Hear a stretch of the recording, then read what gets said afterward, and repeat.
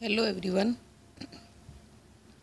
आज हम BSc part first के भौतिकी के पेपर फर्स्ट यांत्रिकी के अंतर्गत अध्याय मोशन अंडर सेंट्रल फोर्सेस के अंतर्गत केंद्रीय बल क्षेत्र में कण की गति के समीकरण को व्युत्पन्न करेंगे। केंद्रीय बल के अंतर्गत कण की गति एक समतल में होती है। ये हम प्रीवियस वीडियो लेक्चर में प्रूव कर चुके हैं। अब माना कि ये जो प्लेन है वो XY प्लेन है, अर्थात अगर केंद्रीय बल के अंतर्गत कोई कण गति कर रहा है तो मान लेते हैं कि वो XY तल में गति कर रहा है। और माना इस बल के अंतर्गत गतिशील m द्रव्यमान के किसी कण का स्थिति सदिश r है और ध्रुवीय निर्देशांक जो है r और थीटा है। और जैसा कि इस डायग्राम से स्पष्ट है कि XY प्लेन में जो कण की गति है तो इसका पोजीशन वेक्टर r और उसी दिशा में एकांक सदिश r कैप और उसके लंबवत दिशा में जो एकांक सदिश है वो थीटा कैप है। तो यहाँ पे पोजीशन वेक्टर r को लिख सकते हैं r cos theta i cap plus r sine theta j cap. This is the equation number 1। अब कार्तीय निर्देशांकों में r कैप और थीटा कैप एकांक सदिश होते हैं और जो r कैप है उसकी दिशा सदिश r के अनुदिश होती है तथा थीटा कैप की दिशा सदिश r के लंबवत या थीटा की वृद्धि की दिशा में होती है। अतः परिभाषा से हम एकांक सदिश r कैप को इस प्रकार लिख सकते हैं delta r over delta r और इसी का मैग्नीट्यूड नीचे आ जाएगा।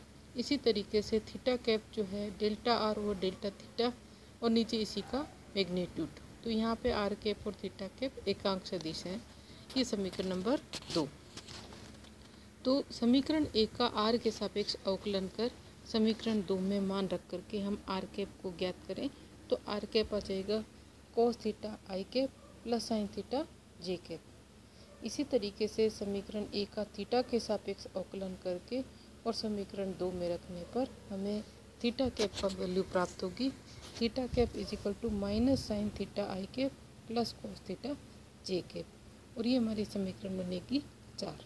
तो इस तरीके से समीकरण 3 जो है वो आर कैप के लिए और समीकरण 4 जो है वो थीटा कैप के लिए। ये जो एकांक सदिश है इनकी समय के सापेक्ष परिवर्तन की दर को देखें तो D R by D T is equal to ये एकांक सदिश जो है उसका परिवर्तन की दर निकाल रहे हैं।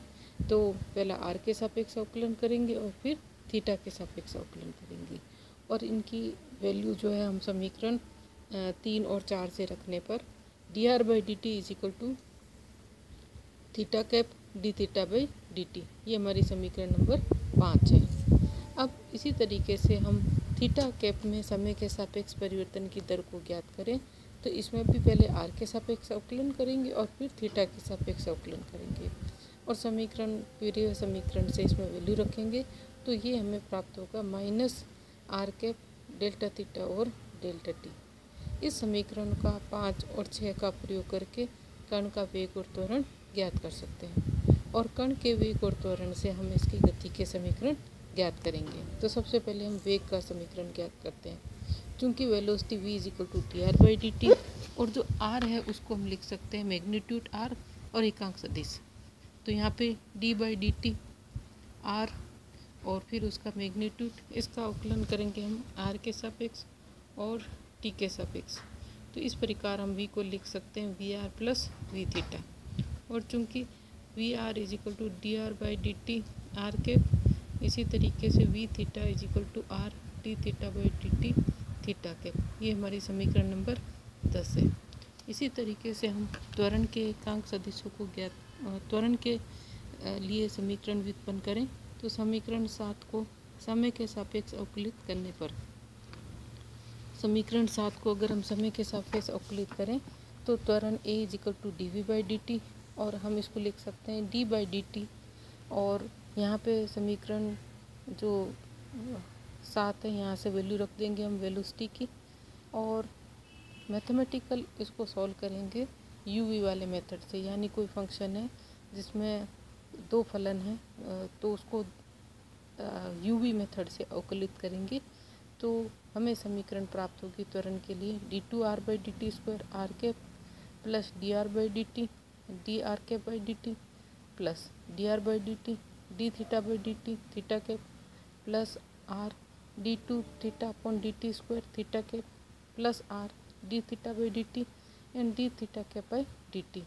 यहाँ पे D R cap by D T और D theta cap by D T का मान समीकरण 5 और 6 से यहाँ रखेंगे तो हमें जो त्वरण है वो ए इस प्रकार प्राप्त होगा।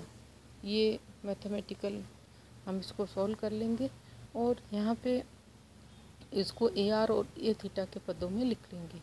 ए आर जो है वो त्रिज्यीय घटक है और ए थीटा द्विगंशी घटक है और ये जो इसकी वैल्यूज़ हैं वो हमने ये मान ली है जैसा कि समीकरण नंबर 11 और 12 में दिया गया है। तो इस तरीके से त्वरण के दो भाग हो सकते हैं, दो भाग हो जाएंगे, एक तो त्रिज्यीय घटक और एक द्विगंशी घटक। अब हम देखते हैं कि न्यूटन के गति के द्वितीय नियम से कण पर कार्यकारी बल जो होता है F=m में, तो यहाँ पे F और m जो है उसको लिखेंगे A R plus M A theta. अब चूंकि हम देखते हैं कि केंद्रीय बल जो होता है सिर्फ स्थिति का फलन होता है और पोजीशन वेक्टर पे डिपेंड करता है, तो F=F आर आर कैप। यहाँ पे हम जो है F आर कैप और दूसरी तरफ हम लिखेंगे m A R R cap plus m A theta theta cap. तो दोनों तरफ जो है आर कैप और थीटा कैप के गुणकों की तुलना करेंगे तो F=m ए आर और ये तो प्राप्त होगा m d2r by D T square minus are D theta by D T का होल स्क्वायर। ये समीकरण नंबर 14। इसी तरीके से समीकरण नंबर 15 में प्राप्त होगी m R D two theta upon D T square plus 2 D R by D T D theta by D T equal to 0। तो ये समीकरण नंबर 14 और 15 जो है ध्रुवीय निर्देशांकों में कण की केंद्रीय गति के समीकरण है। तो इन समीकरणों का उपयोग करके हम केंद्रीय बल के अंतर्गत गति कर रहे कण की कई प्रॉपर्टीज़ को डिस्कस कर सकते हैं। धन्यवाद।